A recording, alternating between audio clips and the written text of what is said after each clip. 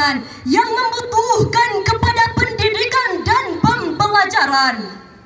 Jika pendidikan dan pembelajaran yang diberikan sesuai dengan nilai-nilai Al-Quran, niscaya akan tumbuh menjadi generasi muda yang Qurani. Namun sebaliknya hadirin, jika pendidikan dan pembelajaran yang diberikan hanyalah kecerdasan intelektual saja tanpa memperhatikan kecerdasan emosional dan spiritual, maka tidak mustahil pemuda yang seperti ini akan tumbuh menjadi generasi yang korupsi, kolusi dan nepotisme yang dapat menyebabkan terjadinya kerusakan dalam tatanan kehidupan bernegara. Betul hadirin?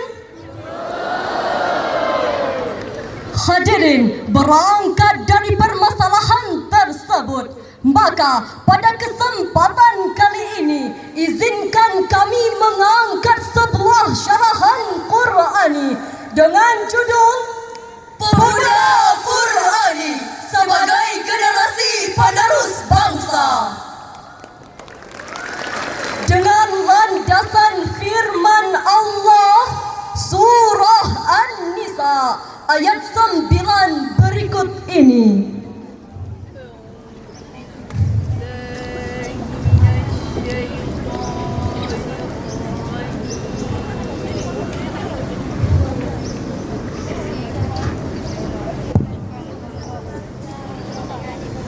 أعوذ بالله من الشيطان الرجيم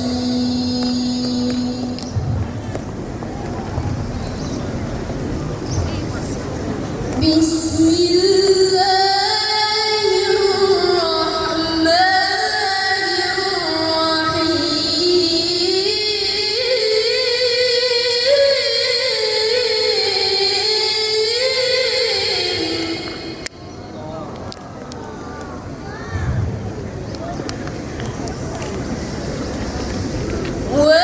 وليخشى الذين لو تركوا من خلفهم ذرية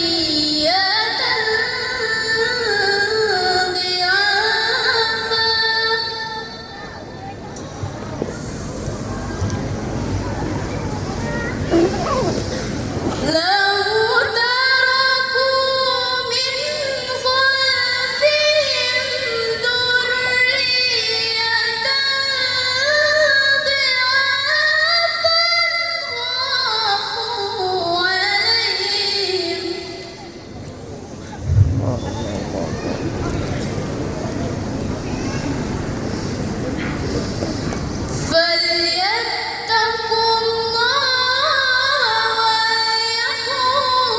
ويقولوا قولا سديدا.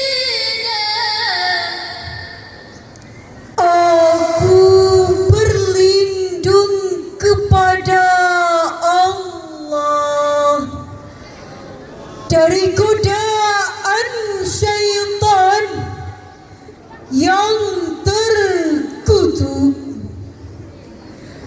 dengan menyebut nama Allah yang Maha Pengasih lagi Maha Penyayang.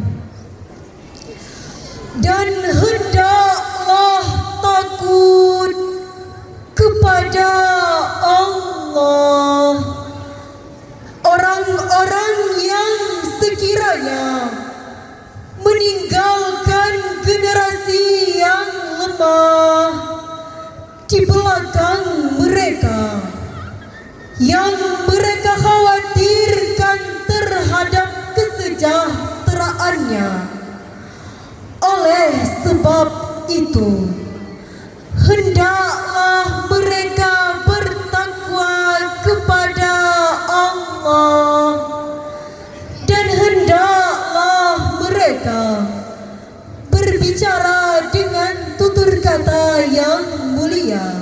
Hadirin para peserta MTQ yang kami muliakan, dimuliakan. Dalam tafsir Sawi ala Tafsiril Jalalain karangan Syekh Ahmad Sawi Al-Maliki jilid pertama yang diterbitkan oleh Darul Jil halaman 192 baris pertama dijelaskan secara lughawi. Alam lamul amri yakhsha fi'lul mudhari' majzumun bilamil amri. Istinbatnya hadirin, wal yakhsha adalah silatul amri. Dalam kaidah usul fiqh dikatakan bahwa al-aslu fil amri lil wujub. Pada dasarnya perintah itu merupakan kewajiban. Dengan demikian, wajib hukumnya bagi kita merasa takut jika meninggalkan generasi yang lemah.